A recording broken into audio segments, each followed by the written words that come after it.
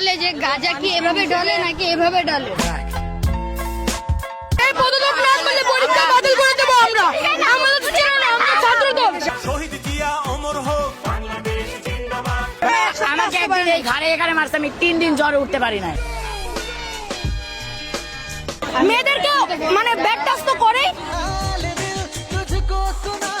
সাথে ছেলেদের এদের চুলের এটা ধরে এইখানে মারে এবং তিনি অনেক অশ্লীল কথা বলে ক্লাসের ভিতরে। আমি কোথায় ঘুমাবো আজকে? না মানে আপনি তো আজকে বাংলা পড়ে তো, এবং ছেলে এবং মেয়েদের দুজনকে পড়ে তো, সে প্রত্যেক মানে তাদের স্টুডেন্টের মধ্যে একজন মেয়ের সাথে সে প্রেম করছে, দেন তার মার সাথে প্রেম পরে গিয়ে করছে, এমন জঘন্যতম কাজ আমাদের সাথে মেয়েদের সাথে করতেছে। আমাদের এবং সে ঈদের পর আমাদের এই ক্যাম্পাসে জয়েন করছে এবং প্রত্যেকটা কথার মধ্যে সে হাদিসের কথা বলে। সে কোনোদিনও প্রত্যেকটা মেয়ে বলছে কোনোদিন হাদিসের কথা বলে না, কিন্তু আজকে সে এখানে সে হাদিসের কথা বলছে। আচ্ছা, এই পদত্যাগ যদি উনি না করে তাহলে কি করবে?